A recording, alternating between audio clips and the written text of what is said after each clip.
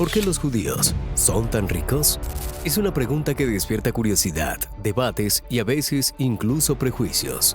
Pero más allá de los estereotipos, hay una realidad que cualquiera puede observar. En proporción a su número, los judíos han alcanzado niveles de influencia y prosperidad económica difíciles de ignorar. Basta con pensar en nombres como Rothschild en el mundo financiero, Albert Einstein en la ciencia o Steven Spielberg en el cine. Pero, ¿qué hay detrás de este fenómeno? La respuesta no se encuentra en una fórmula mágica, ni mucho menos en teorías conspirativas.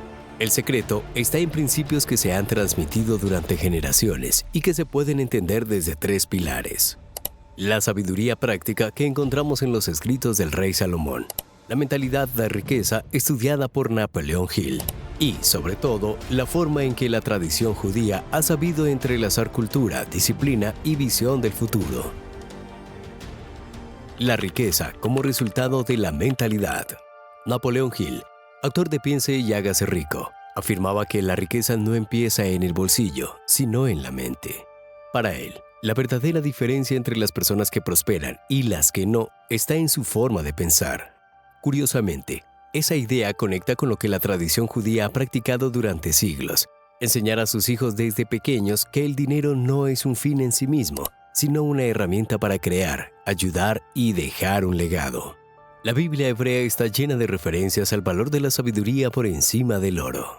El rey Salomón lo resumía en un proverbio: la sabiduría vale más que las piedras preciosas, y nada de lo que desees se compara con ella. Esa idea de valorar el conocimiento por encima de la riqueza material explica por qué la educación es uno de los pilares centrales de la cultura judía. Y si lo piensas bien, cuando una comunidad entera pone al estudio como prioridad, los resultados a largo plazo se notan. El valor de la educación como herencia. Mientras en muchas culturas antiguas, los padres se enfocaban únicamente en dejar tierras o ganado como herencia, los judíos ponían su mayor esfuerzo en transmitir conocimiento. Un niño judío aprendía a leer la Torá a edades en que otros apenas empezaban a ayudar en los campos. Ese entrenamiento intelectual temprano desarrollaba una capacidad de análisis y disciplina que luego se traducía en el mundo de los negocios, la política y la ciencia. Napoleón Hill decía que un propósito definido es la base del éxito. Para los judíos, ese propósito ha estado claro durante siglos: sobrevivir, crecer como comunidad y trascender más allá de las adversidades. No es casualidad que, después de persecuciones, expulsiones e incluso genocidios, hayan logrado reconstruirse una y otra vez, generando prosperidad en cada lugar al que llegaban. Su educación no era solo académica, era también moral y espiritual, lo que fortalecía la resiliencia. La relación con el dinero. Otro aspecto interesante es la visión práctica del dinero.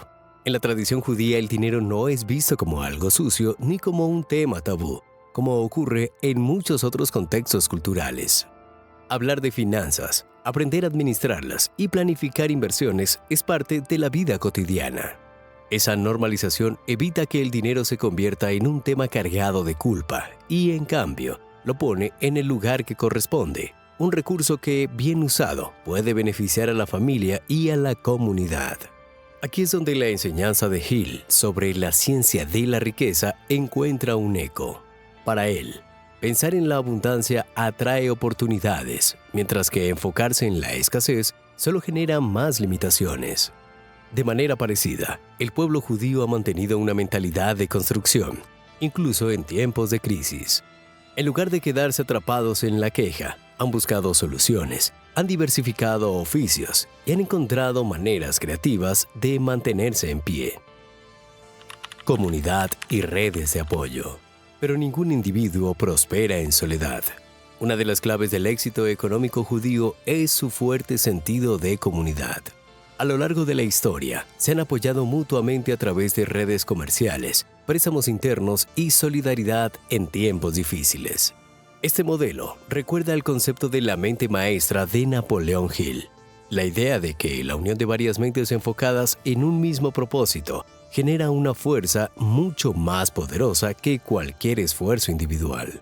Ese trabajo en red explica por qué los judíos lograban abrir mercados y consolidar negocios incluso en sociedades que los discriminaban. Donde otros veían barreras, ellos encontraban aliados entre los suyos, multiplicando así sus oportunidades. Salomón lo expresó de otra manera. Mejores son dos que uno, porque tienen mejor paga de su trabajo. En otras palabras, el éxito compartido es más fuerte que el individual. Resiliencia como valor central. Si analizamos los últimos 2000 años, pocas comunidades han enfrentado tantas pruebas como el pueblo judío. Exilios, persecuciones, prohibiciones de ejercer ciertos oficios. Sin embargo, en lugar de rendirse, transformaron las limitaciones en oportunidades. Por ejemplo, cuando en la Edad Media se les prohibió poseer tierras, muchos se especializaron en el comercio, la banca y las finanzas, áreas que con el tiempo se convirtieron en pilares de la economía moderna. Ese patrón de resiliencia conecta con una enseñanza de Hill. Cada adversidad lleva en sí la semilla de un beneficio equivalente. Para los judíos, la adversidad no fue excusa, sino escuela. Y ese aprendizaje colectivo se transmitió de padres a hijos, como una especie de manual de vida. No era una teoría abstracta, era supervivencia en acción. Cuando entendemos que la riqueza empieza en la mente, surge una segunda pregunta inevitable. ¿Cómo se traduce esa mentalidad en la vida práctica? Aquí es donde los hábitos financieros, la disciplina diaria y la visión de legado juegan un papel central. Y si algo caracteriza a la tradición judía, es que no se queda en las ideas, convierte los principios en prácticas concretas. El dinero como herramienta, no como fin. Uno de los mayores errores de quienes buscan prosperidad es confundir el dinero con la meta final. Muchas personas trabajan solo para pagar cuentas y el dinero se vuelve un círculo de escasez. Gano, gasto, me quedo vacío y vuelvo a empezar. En cambio, en la tradición judía el dinero es un instrumento para construir algo más grande: seguridad familiar, educación para los hijos, apoyo a la comunidad, inversión en proyectos que trasciendan. El rey Salomón lo planteaba de forma sencilla. La herencia del bueno alcanzará a los hijos de sus hijos. Es decir, el dinero bien administrado debe convertirse en un puente hacia el futuro, no en una carga inmediata. Y esta idea está presente en el ADN de quienes han sabido multiplicar su riqueza a lo largo de generaciones. Hábitos de administración. Aquí entra la disciplina financiera. Desde hace siglos, los judíos han practicado algo que hoy llamamos planificación financiera. Guardar una parte de lo que se gana, diversificar inversiones y evitar deudas innecesarias son principios que no necesitan fórmulas complicadas, pero que marcan una diferencia enorme con el tiempo. Napoleón Hill insistía en que la riqueza no se crea de la noche a la mañana, sino a través de hábitos constantes. Lo curioso es que muchos de esos hábitos ya estaban presentes en la tradición judía, mucho antes de que Hill lo escribiera. Por ejemplo, la costumbre de separar una parte de los ingresos para la tzedaka, caridad, no solo fortalece la solidaridad, sino que también educa la idea de que siempre se debe vivir con menos de lo que se gana. Eso genera disciplina y al mismo tiempo impacta positivamente en la comunidad. Inversión en conocimiento y negocios. Otro hábito fundamental es la inversión en conocimiento. En lugar de gastar todo en lujos pasajeros, se prioriza la formación académica y profesional. Esa inversión genera un retorno mucho mayor a largo plazo, porque un hijo bien educado es un multiplicador de riqueza, no es un simple heredero de bienes materiales. Además, los judíos han desarrollado una tradición empresarial fuerte. No se trata solo de trabajar para otros, sino de crear negocios propios, generar empleo y abrir mercados. Esta mentalidad emprendedora ha hecho que, a lo largo de la historia, se posicionen como innovadores en diferentes áreas. Y es aquí donde la conciencia de riqueza de Hill se refleja con claridad.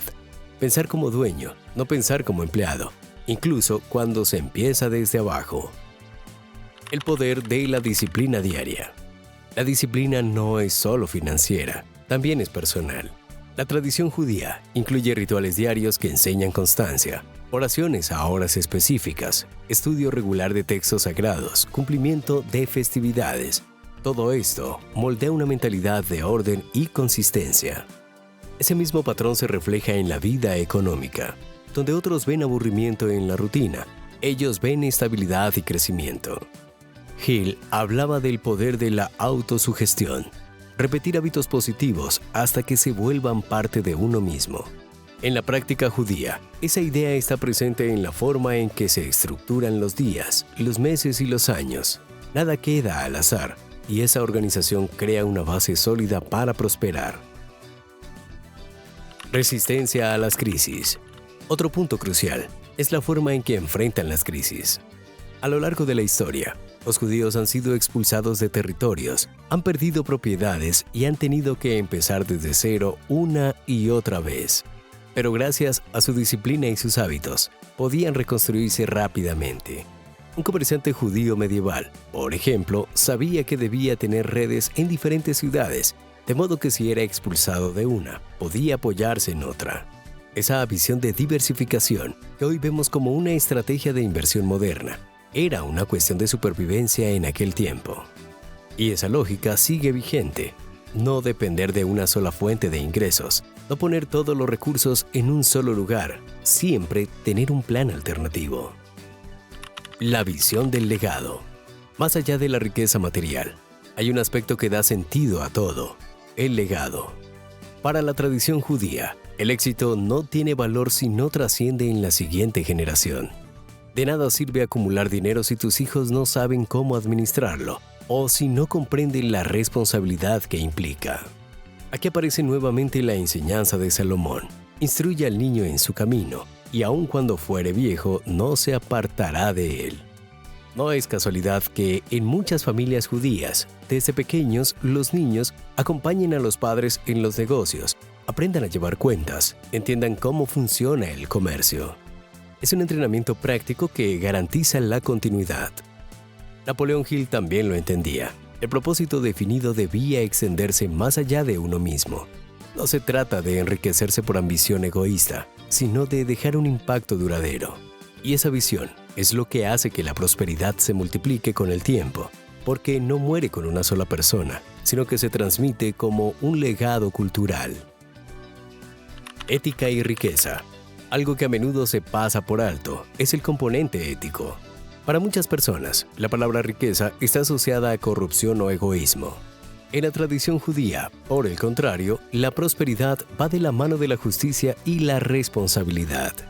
De ahí la importancia del tzedaka, de los préstamos sin intereses abusivos entre miembros de la comunidad y de la ayuda mutua. Hill enseñaba que el éxito verdadero no puede sostenerse sobre la trampa o la mentira. Puede que alguien logre dinero rápido de esa manera, pero no será duradero. Los judíos comprendieron esa verdad hace siglos. La riqueza que no se fundamenta en la ética termina por derrumbarse. Ya vimos cómo la riqueza empieza en la mentalidad y cómo se traduce en hábitos financieros y disciplina práctica. Pero hay un tercer elemento sin el cual todo lo anterior se derrumbaría: la educación y la comunidad. Y aquí encontramos una de las respuestas más poderosas a la pregunta: ¿por qué los judíos son tan ricos? Educación como inversión vital.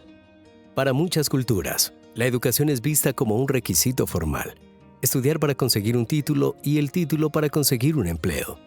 En la tradición judía, la educación va mucho más allá.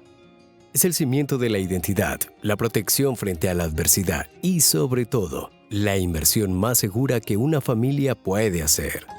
Desde la infancia, los niños judíos aprenden a leer y a interpretar textos complejos, no solo en el plano religioso, sino en el razonamiento lógico y la capacidad de análisis. Esta práctica constante entrena la mente a cuestionar, debatir y encontrar soluciones.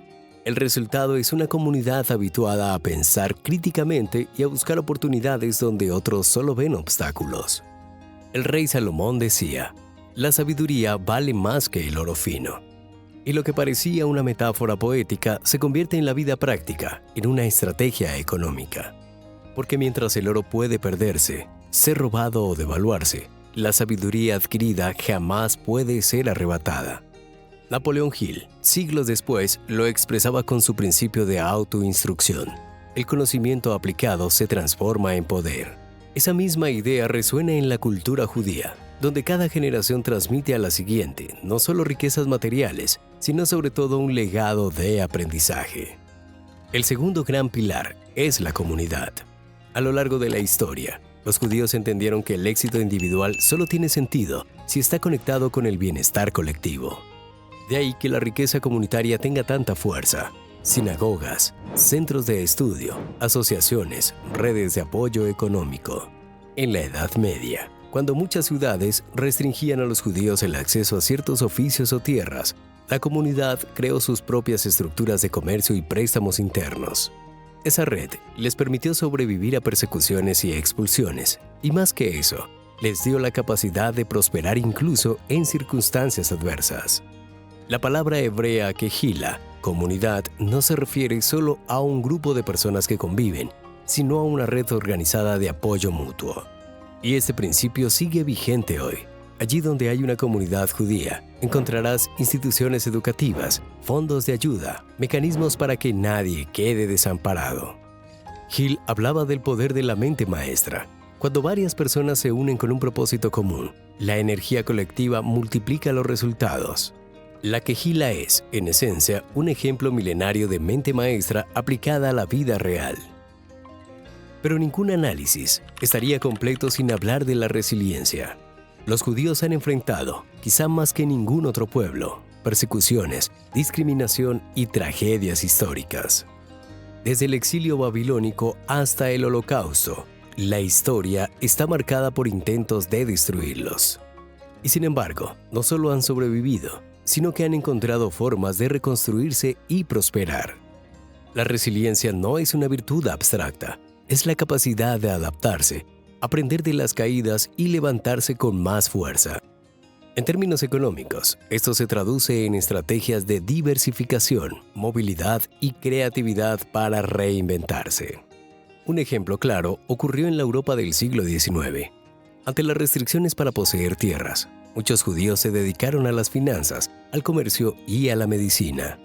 Lo que para otros era una limitación, ellos lo transformaron en una especialización. Y esa especialización los convirtió en actores claves de sectores estratégicos. Salomón lo decía con palabras simples: el justo cae 7 veces y vuelve a levantarse. La resiliencia no es negar la caída, sino entender que cada tropiezo es parte del camino. Y Hill lo resumía en su filosofía del fracaso como maestro. Cada error, cada obstáculo, contiene una lección que acerca al éxito. Otro aspecto que conecta con esta resistencia es la cultura del esfuerzo. En lugar de esperar recompensas fáciles, la tradición judía inculca la idea de que todo logro requiere trabajo, estudio y perseverancia. Esta mentalidad choca con la cultura de la inmediatez en la que vivimos hoy, donde se busca el éxito rápido y sin sacrificio. Hill advertía que el deseo sin acción es solo un sueño, y en la práctica judía, esa advertencia se materializa en una vida cotidiana orientada a la disciplina, al estudio constante y a la responsabilidad con el prójimo. El valor de las redes modernas. Hoy, en pleno siglo XXI, estas enseñanzas siguen presentes en comunidades judías modernas. Las redes de apoyo no solo son físicas, también digitales y globales. Jóvenes emprendedores judíos se conectan entre sí en diferentes países, invierten unos en los proyectos de otros y mantienen viva la tradición de la colaboración. Lo que antes era una quejila local, ahora se expande en forma de redes globales de inversión, innovación y conocimiento compartido. Y eso explica por qué tantos nombres judíos aparecen en las industrias como la tecnología, las finanzas, el cine o la medicina. No es casualidad. Es la consecuencia de siglos de educación, comunidad y resiliencia aplicada al mundo contemporáneo. Educación, comunidad y resiliencia. Un triángulo inseparable. Al mirar estos 3 elementos juntos, se entiende mejor por qué la riqueza judía trasciende generaciones. La educación desarrolla mentes preparadas, la comunidad asegura que nadie quede atrás y la resiliencia garantiza que, incluso en las peores crisis, siempre habrá una nueva oportunidad de levantarse. En conjunto, forman un triángulo inseparable que convierte la prosperidad en algo más que una cuestión de suerte o de talento individual. Es un sistema de vida. Hasta ahora, hemos visto cómo la mentalidad, Los hábitos, la educación, la comunidad y la resiliencia forman la columna vertebral de la prosperidad judía. Pero falta un componente que conecta todo lo anterior y lo convierte en un legado duradero: la ética y la visión de trascendencia. Porque al final, no se trata solo de acumular riqueza, sino de darle un propósito. En la tradición judía, la riqueza nunca se concibe como un fin en sí mismo, sino como un medio para servir, construir y dejar huella. Esta idea aparece con fuerza en los textos sagrados y en la vida práctica. La prosperidad material está ligada al comportamiento ético, a la justicia y a la responsabilidad con los demás. El rey Salomón lo resumía así: mejor es el buen hombre que las muchas riquezas. Es decir, la verdadera riqueza no se mide únicamente en monedas o propiedades, sino en la reputación, en la confianza que se inspira y en la integridad con la que se vive. Napoleón Hill coincidía cuando afirmaba que el éxito genuino debía estar acompañado de armonía en las relaciones humanas. No basta con alcanzar la cima financiera, si al hacerlo se destruye vínculos o se traicionan principios. La verdadera prosperidad es aquella que beneficia a uno mismo y al mismo tiempo genera valor para los demás. El legado generacional. Aquí encontramos otro rasgo fundamental. Los judíos piensan en términos de generaciones, no solo en el presente inmediato. Cada decisión financiera, cada inversión, cada esfuerzo educativo se concibe como parte de una cadena que conecta pasado, presente y futuro.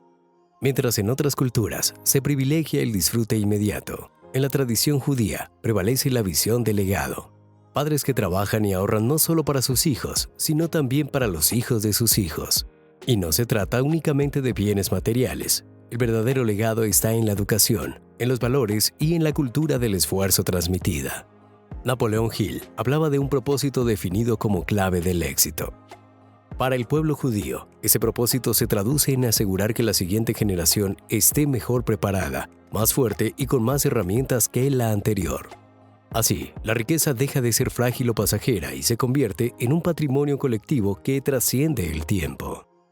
Filantropía y justicia social. Otro aspecto que merece atención es la filantropía. En la cultura judía existe el concepto del tzedakah, que se traduce como justicia, pero que en la práctica significa dar al necesitado, apoyar causas justas y compartir la riqueza como un deber moral. Esto no se limita a grandes donaciones de millonarios, sino que atraviesa la vida cotidiana. Toda persona, sin importar su nivel económico, tiene la responsabilidad de aportar en la medida de sus posibilidades.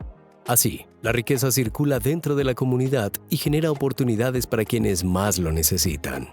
En términos modernos, esta visión rompe con la idea egoísta de acumular por acumular. La prosperidad se entiende como una herramienta de construcción social, como un vehículo para el bien común. Y esa mentalidad asegura que la riqueza no se desgaste en lujos efímeros, sino que se multiplique al ser compartida. Innovación con propósito.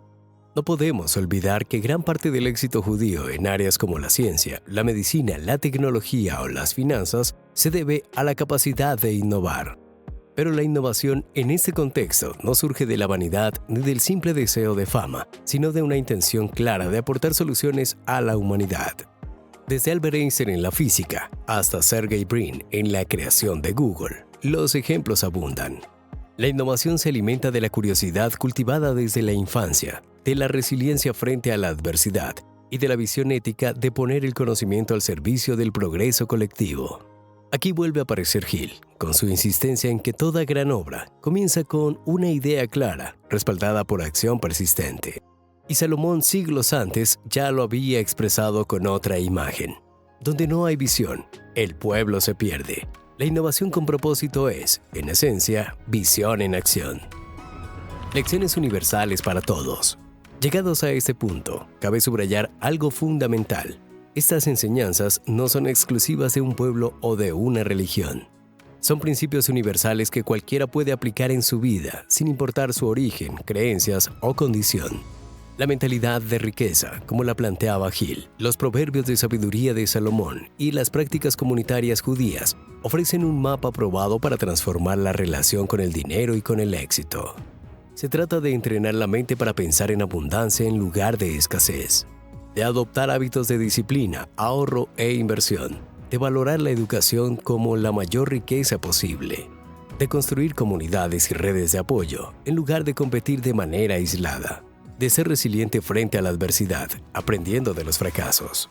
Y, finalmente, de concebir la riqueza como un legado que trasciende y no como un trofeo efímero.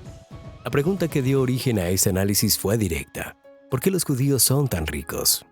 La respuesta, como hemos visto, no tiene nada que ver con mitos conspirativos ni con fórmulas secretas. La riqueza judía es el resultado de siglos de mentalidad, hábitos, educación, comunidad, resiliencia, ética y legado. Napoleón Hill enseñaba que todo comienza en la mente y que quien domina su pensamiento domina su destino.